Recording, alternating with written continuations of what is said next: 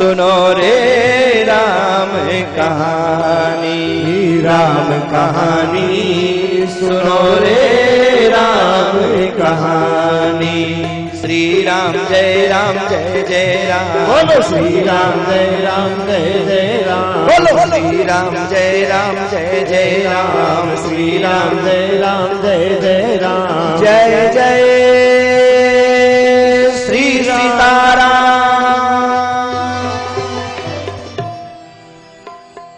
नारद जी महाराज गए, हनुमान जी महाराज रुको रुको, आप तो राम कहानी सुनाए जा रहे हो, श्री राम जय जय राम किए जा रहे हो और भगवान को आपकी परवाह ही नहीं है।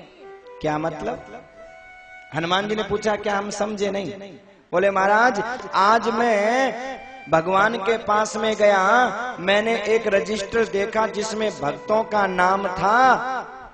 तो महाराज आप इतनी भक्ति करते हो लेकिन उसमें आपका नाम नहीं था। हनुमान जी बोले, भाई अब हमारा नाम कहाँ होगा? अरे नहीं नहीं महाराज, ऐसा नहीं, आपका नाम होना चाहिए। नहीं, हम कहाँ भगत हैं? अरे नहीं नहीं ऐसा नहीं। हनुमान जी ने कहा, नारद जी आपका तो है क्या? नारद जी महाराज ऐसे फूल करके कहे, हमारा तो एक ही नंबर पे नाम लिखा है। अच्छा अच्छा, ये बात है, आपका एक नंबर पे है। हमारा जिसका एक नंबर पे नाम हो थोड़ा तो फूल ही जाएगा ना। हमारा तो एक ही नंबर पे नाम लिखा है। चलिए कोई बात नहीं, आपका एक नंबर पे लिखा, आप बड़े हो महाराज, हम तो भगत है नहीं। अरे ऐसे कैसे नहीं है, हम सिफारिश करेंगे, हमारा एक नंबर पे ना, हम सिफारिश करेंगे, ज्यादा नहीं तो 5-7 नंबर पे तो आपका नाम लिखवा ही देंगे, गारंटी है हमारी। चलो हनुमान जी बोले, देखो भाई हाथ जोड़ते हैं हमें, ऐसे कैसे नहीं लिखवाना, लिखवाना पड़ेगा आपको नाम। हनुमान जी मन में सोचने लगे, ऐसे पीछा छोड़ने वाले नहीं है नारद बाबा। पत्रकार रह गए ना, जिसके पीछे पड़ जाए महाराज पड़ ही जाए, हाथ धो के नहीं नहा धो के पढ़ते हैं जब पढ़ते हैं तो। ये गारंटी की बात है महाराज। ये मीडिया वाला जिसको चाहे उसको उठा दे और जिसको चाहे उसको गिरा दे महाराज। नहीं बिकने दे तो सोना ही नहीं बिकने दे, और बिकाए तो महाराज धूल भी बिका दे महाराज सोने के भाव। मीडिया। तो हनुमान जी महाराज समझ गए कि ये तो संवाददाता रह गए, पत्रकार हैं, त्रिलोकी के ऐसे मानने वाले हैं नहीं है। तो कहा, नारद जी एक बात बताओ, क्या आपने वो रजिस्टर तो देख लिया लेकिन भगवान के पास एक पॉकेट बुक है, वो देखी? बोले नहीं, पॉकेट बुक तो नहीं देखी, वो तो दिखाई भी नहीं। बोले जाओ पॉकेट बुक देख करके आओ, उसमें हमारा नाम है या नहीं है। अब नारद जी महाराज जब वो भगवान का नाम लेना तो छोड़ दिए, और नाम लिखे हुए थे भक्तों के, उसके चक्कर में पड़ गए। दौड़ करके गए भगवान के पास, बोले प्रभु आपके पास पॉकेट बुक है? बोले हाँ है। आपने दिखाई नहीं? बोले आपने मांगी नहीं। मैं देख सकता हूँ? क्यों नहीं, भक्तों से कुछ छुपा हुआ नहीं है, लो देखो। अब महाराज पॉकेट बुक समझ गए ना, जेब में रखने वाली डायरी, पॉकेट बुक। जैसे ही वो पॉकेट बुक दी और महाराज नारद जी ने पन्ना खोला, पहले पन्ने में एक नंबर पर लिखा था श्री हनुमान जी महाराज।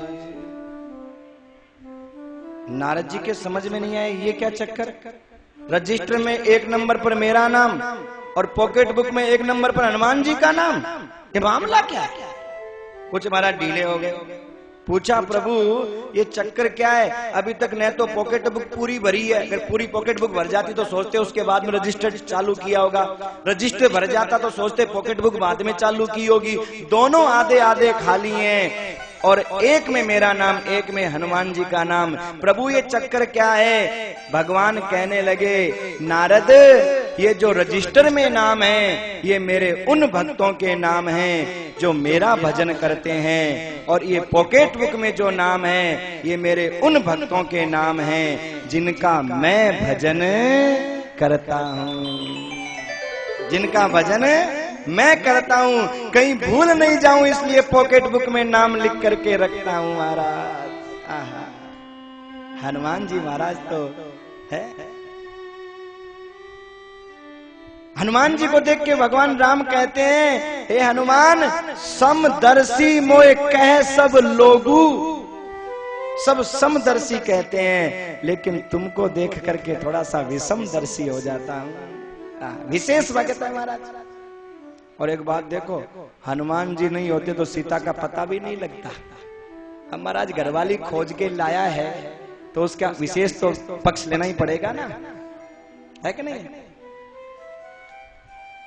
अम्बरीश जी महाराज भी उन्हीं भक्तों की लिस्ट में है जिनका भगवान भजन करते हैं। और सज्जनों, अम्बरीश जी महाराज निरंतर भगवान के भजन में लगे रहते थे। दुर्वासा जी परीक्षा लेने के लिए आए, हर एकादशी का व्रत करते हैं अम्बरीश जी महाराज। हम लोग तो बड़ी एकादशी का भी नहीं करते हैं, अम्बरीश जी महाराज हर एकादशी का निर्जला व्रत करते हैं और हर एकादशी का उद्यापन करते हैं। बहुत से लोग तो उद्यापन के बाद एकादशी माता से हाथ जोड़ लेते हैं, हे एकादशी माता अब हमसे नहीं होगी। सजनों, एकादशी का व्रत ऐसा है कि मरते दम तक करना चाहिए। आधा नारद पुराण एकादशी के महात्म्य से भरा हुआ है। एकादशी के दिन अन्न खाने से महाराज बुद्धि में उद्विग्नता रहती है। उस दिन अन्न में कुछ देखो, चावल तो उस दिन भूल करके भी नहीं खाने चाहिए, ध्यान देना। नारद पुराण में ऐसा वर्णन है, कीड़ों के समान होते हैं उस दिन चावल, कीड़े खा लो चावल खा लो बराबर, ऐसा बताया महाराज। ऐसा कुछ उस समय उस दिन चावलों में हो जाता है। तो एकादशी का व्रत सजनों महीने में 2 बार आता है और एकादशी के व्रत करने से उस दिन अगर अन्न खाते हैं तो शरीर में महाराज ऐसे निगेटिव ऊर्जा का प्रवेश होता है। अन्न नहीं खाना चाहिए, बाकी अन्न से रहित चीज कोई भी खाओ आप, कोई चिंता वाली बात नहीं है, शरीर को भी आराम मिलेगा महाराज। हम लोग तो उद्यापन के बाद हाथ जोड़ लेते हैं, लेकिन अम्बरीश जी महाराज हर एकादशी का उद्यापन करते हैं। दुर्वासा जी महाराज आए, दुर्वासा जी को निमंत्रण दिया, वो संध्या वंदन करने के लिए गए। पीछे से मन में सोचा आज द्वादशी को पारायण करना है, द्वादशी थोड़ी देर के लिए है, क्या करें। ये द्वादशी निकली जा रही है, ब्राह्मणों ने कहा भगवान का चरणामृत ले लो, उसका पान करने से पारायण भी हो जाएगा और अतिथि को भोजन करवाने से पहले भोजन करने का अपराध भी नहीं लगेगा। महाराज वही किया।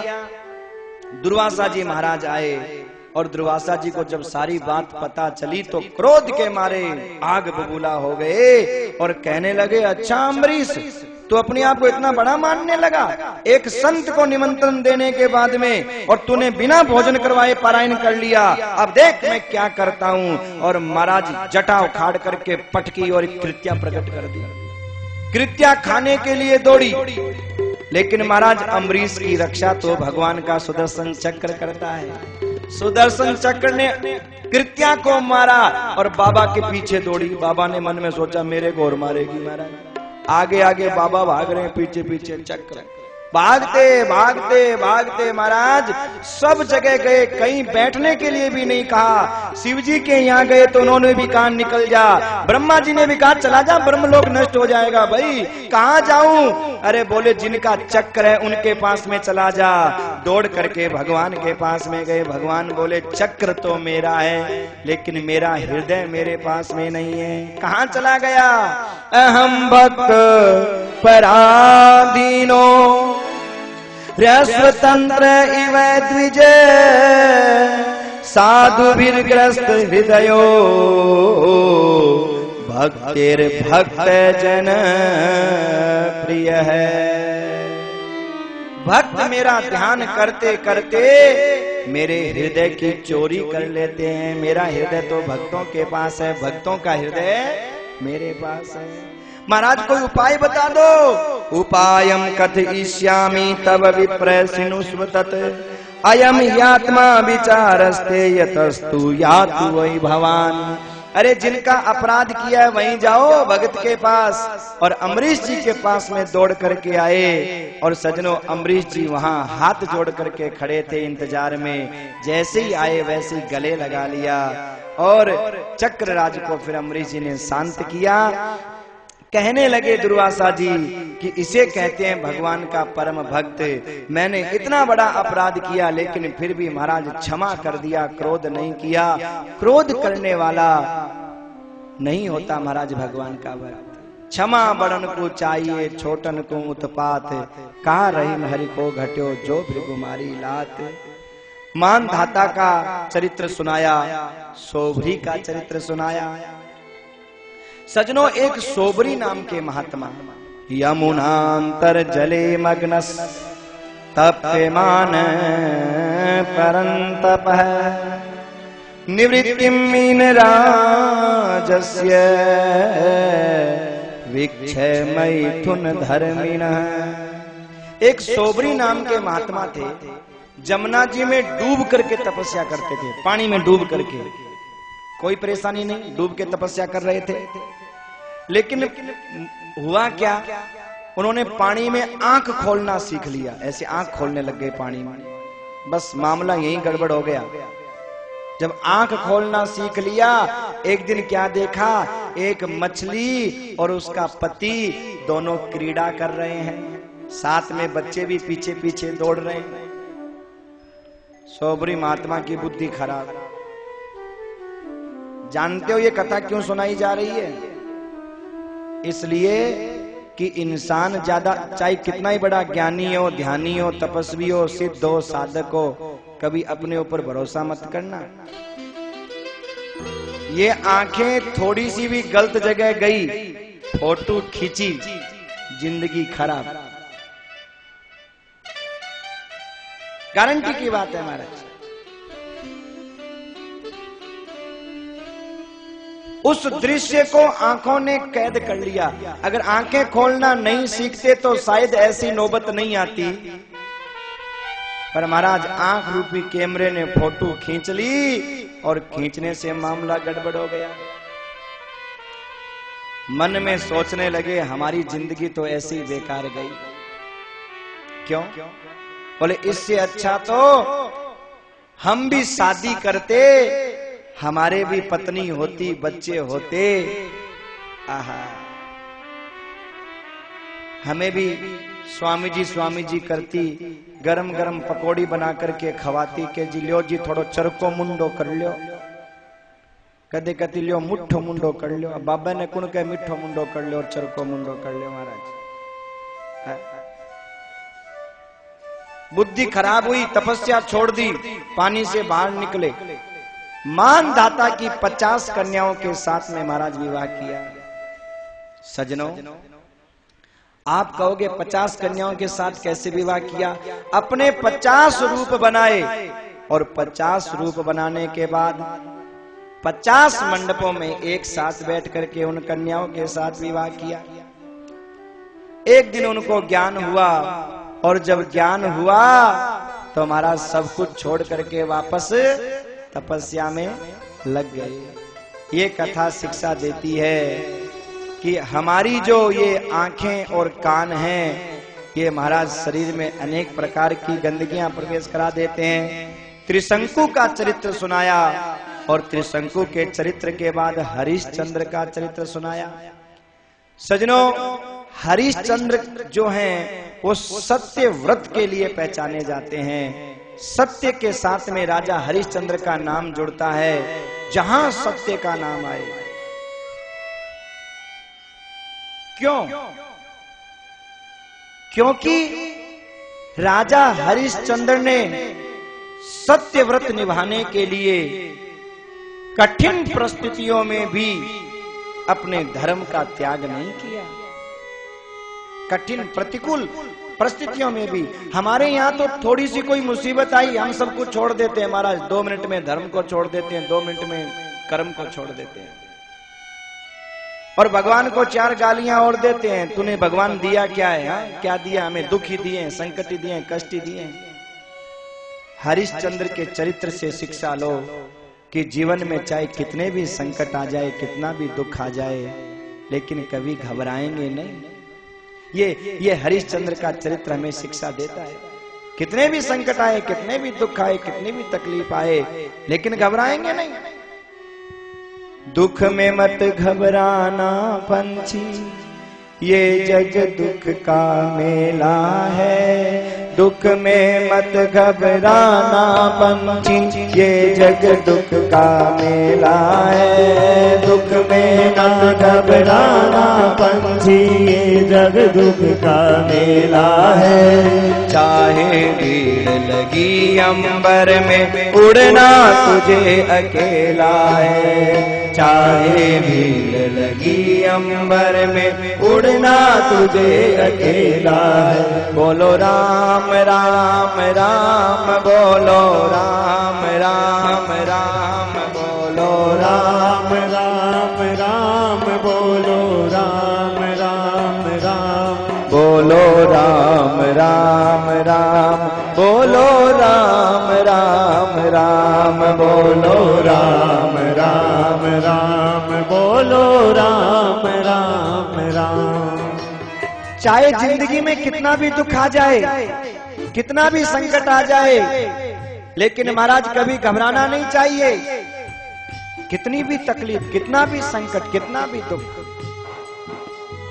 और सजनों, अगर दुख नहीं आए तो इंसान में निखार भी नहीं आता महाराज। ये तकलीफ, ये दुख जीवन में कुछ नया करने के लिए आती है, नया। अगर बच्चे की परीक्षा नहीं हो तो क्या वह आगे बढ़ेगा? परीक्षा के बाद ही आगे बढ़ता है। और हमारी जिंदगी में जो दुख आता है वो हमारी परीक्षा है। अगर घबरा गए तो आगे नहीं बढ़ेंगे भाई। घबराना नहीं चाहिए, परमात्मा का नाम लेकर के उस दुख को पार करना चाहिए। आप कहोगे नहीं नहीं हम तो रोएंगे, रोने से कुछ नहीं होने वाला। क्यों? दुनिया में अगर आए हो जीना ही पड़ेगा। जीवन है अगर जहर तो पीना ही पड़ेगा। दुनिया में अगर आए हो जीना ही पड़ेगा। जीवन है अगर जहर तो पीना ही पड़ेगा। जीवन में अगर जहर तो पीना ही पड़ेगा। जीवन में अगर जहर तो पीना ही पड़ेगा। जीवन है अगर जहर तो पीना ही पड़ेगा। जीवन है अगर जहर तो पीना ही पड़ेगा। दुनिया में अगर आए हो जीना ही पड़ेगा। जीवन है अगर जहर तो पीना ही पड़ेगा। दुनिया में अगर आए हो जीना ही पड़ेगा। जीवन है अगर जहर तो पीना ही पड़ेगा। अगर जिंदगी को जहर मान लिया, दुख को दुख मान लिया तो भी पीना पड़ेगा। और सजनों, जिंदगी को सुख मान लिया तो भी पीना। दुख मान करके पीओगे, रोओगे, दुनिया हंसेगी। और महाराज हर घड़ी को सुख मान करके अगर मान लो, हर घड़ी को सुख मान करके खुश रहोगे, दुनिया हंसेगी नहीं। मुश्किलें इरादों को अजमाती है, हकीकत से पर्दा उठाती है। और मुश्किलों से ना डर दोस्त, मुश्किलें इंसान को जीना सिखाती है। मुश्किलें इरादों को अजमाती है, हकीकत से पर्दा उठाती है। मुश्किलों से ना डर दोस्त, मुश्किलें इंसान को जीना सिखाती है। इसलिए हमेशा प्रसन्न चेहरे की हंसी गायब नहीं होनी चाहिए। इस बात को याद कर लेना। हमें क्या रुलाएगी गर्दिश जमाने की, और हमें तो आदत पड़ गई गम में भी मुस्कुराने की। हमें तो आदत पड़ गई गम में भी मुस्कुराने की। दुख आए तो भी महाराज हंसो, चाहे भूखे हो तो भी हंसो, प्यासे हो तो भी हंसो, चाहे कितना भी संकट हो, लेकिन अपने चेहरे की हंसी को कभी गायब मत होने देना। क्योंकि सजनों, हंसना ही मनुष्य का सबसे बड़ा तोहफा है, परमात्मा का दिया हुआ। पशुओं को कभी आपने हंसते हुए नहीं देखा होगा। हंसता सिर्फ मनुष्य है, रोते तो पशु बहुत हैं। हंसते नहीं, हंसना केवल मनुष्य की शोभा है। चाहे अच्छा सुख में तो दुनिया हंसती है, अरे जो दुख में हंसे भाई उसको हंसना कहते हैं। जो दुख में हंसे महाराज उसे हंसना कहते हैं। भगवान का भक्त क्या कहता है? दुख भी मुझे प्यारे हैं, सुख भी मुझे प्यारे हैं, दुख भी मुझे प्यारे हैं, सुख भी मुझे प्यारे हैं। किसको छोड़ूं भगवान, दोनों ही तुम्हारे हैं। किसको छोड़ूं भगवान, दोनों ही तुम्हारे हैं। सुख भी मुझे प्यारे हैं, दुख भी मुझे प्यारे हैं, सुख भी मुझे प्यारे हैं, दुख भी मुझे प्यारे हैं। किसको छोड़ूं भगवान, दोनों ही तुम्हारे हैं, दोनों ही तुम्हारे हैं, दोनों ही तुम्हारे हैं। किसको छोड़ूं भगवान, दोनों ही।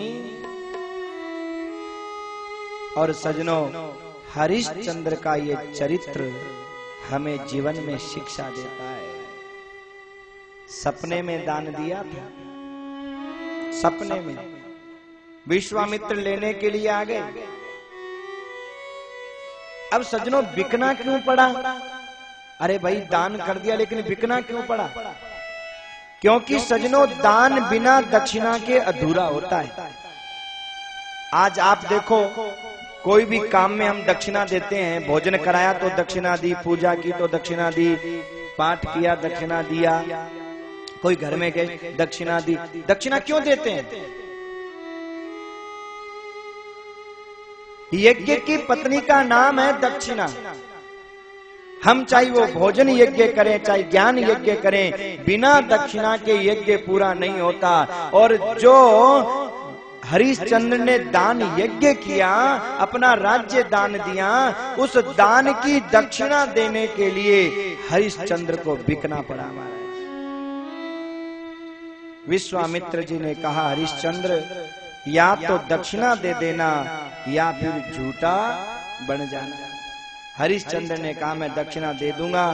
और सजनों अब राज्य दान कर दिया तो राज्य में तो रह नहीं सकते, राज्य को छोड़ करके चल दिए राजा रानी और उनका बेटा रोहितास। जिस बालक ने कभी धरती पर पैर नहीं रखा, आज कंटीले पत्थरीले रास्ते से जा रहा है। महाराज क्या कठिन परिस्थितियां, आपके हमारे बच्चे क्या सुख में रहेंगे?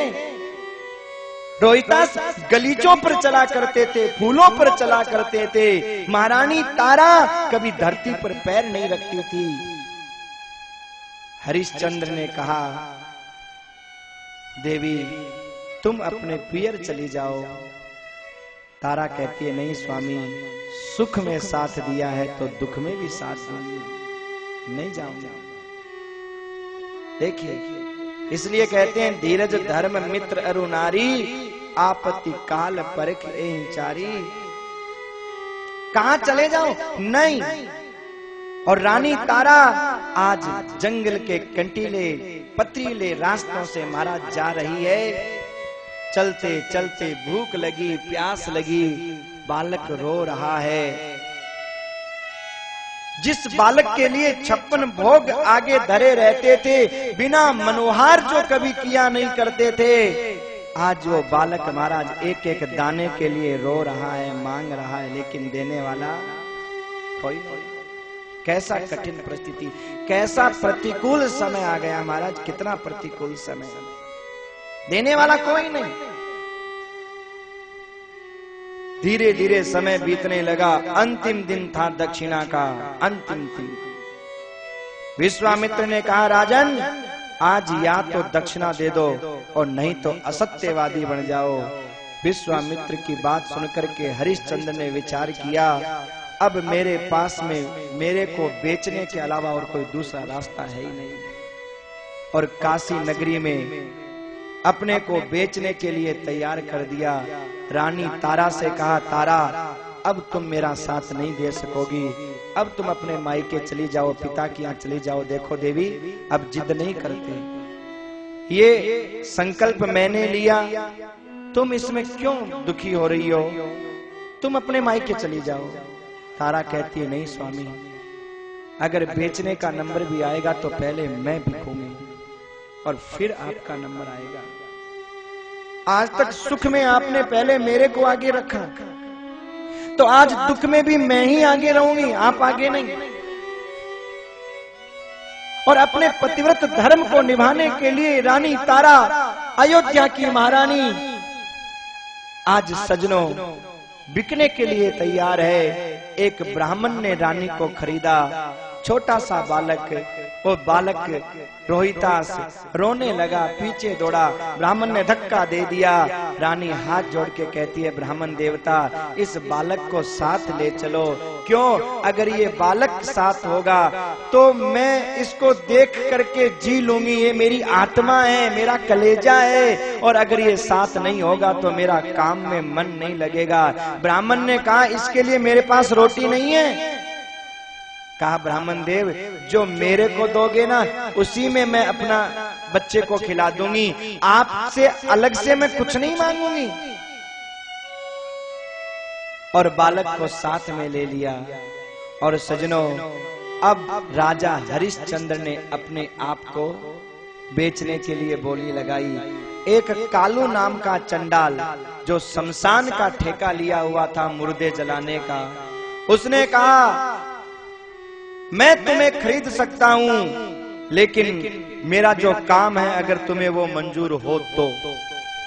अब कोई ग्राहक ऐसा नहीं आया जो पूरी दक्षिणा दे सके, केवल कालू चंडाल के अलावा।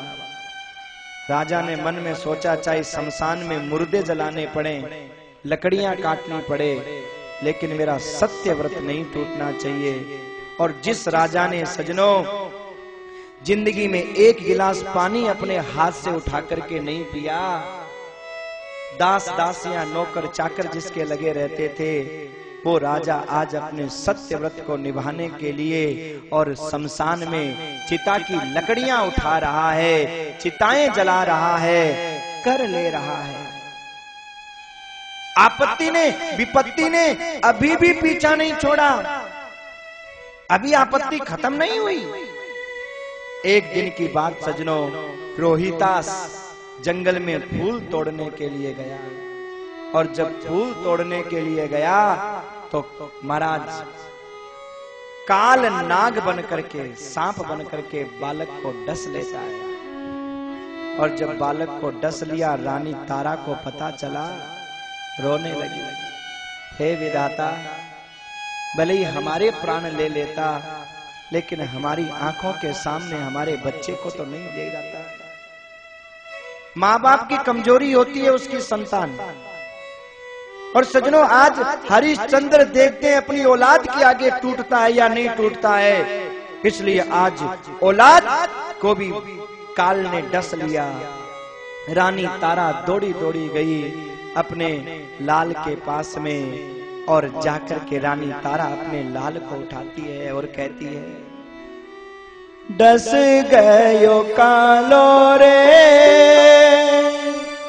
कुंवर रोहितास ने, छाती भर आवे लाला देखो तेरी लाश ने, छाती भर आवे लाला देखो तेरी लाश ने, डस गयो कालो रे कुंवर रोहितास ने, डस गयो कालो रे कुंवर रोहितास ने, छाती भर आवे बेटा देखूं तेरी लाश ने, छाती भर आवे बेटा